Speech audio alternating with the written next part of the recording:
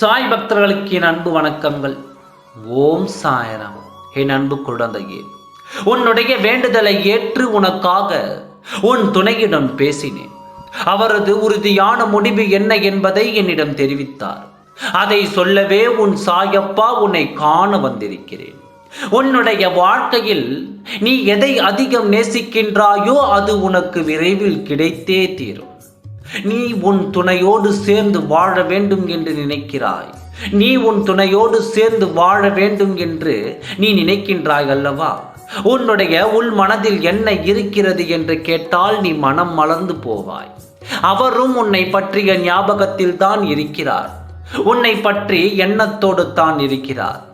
மீண்டும் உன்னோடு சேர்ந்து வாழ அவர் நினைக்கிறார்.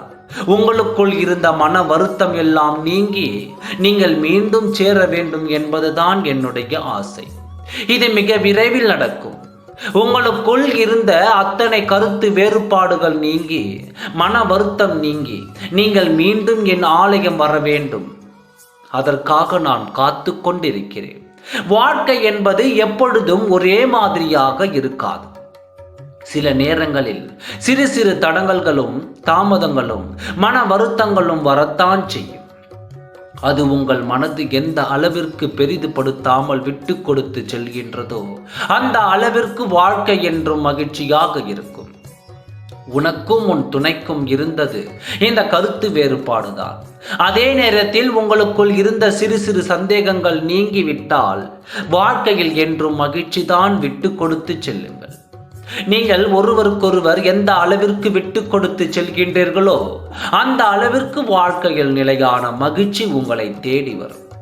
எதையும் யோசித்து கொண்டே இருக்காமல் நீ பெரியவரா நான் பெரியவரா என்ற போட்டி எண்ணம் இல்லாமல் இருந்தால் உங்கள் வாழ்க்கையில் மீண்டும் இழந்த வாழ்க்கை மகிழ்ச்சியாக துவங்கும்.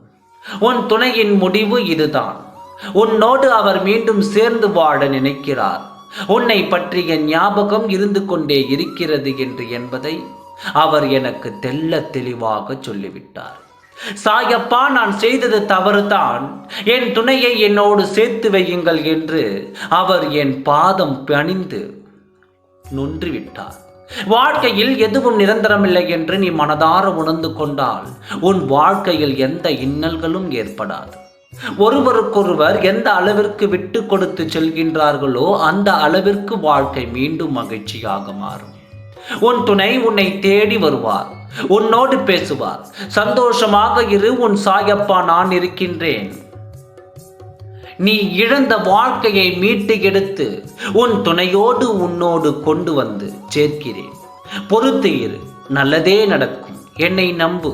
என்னை நம்பிய உன்னை ஒரு நாளும் நான் கைவிட மாட்டேன். ஓம் சாய்ராம். நன்றி, வணக்கம்.